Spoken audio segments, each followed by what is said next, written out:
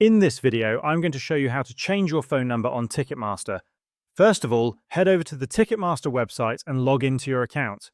Once you're logged in, click on My Account at the top right corner of the screen. From the drop-down menu, select My Profile. After that, click on Profile Details.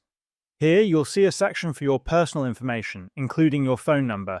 Next to your current phone number, there will be an Update Number option. Click on it. Ticketmaster will send a one-time code to your current phone number to verify your identity. Open the message on your phone, retrieve the code, and enter it in the provided field. After that, you'll be prompted to enter your new phone number. Type in your new phone number in the box, making sure to select the correct country code.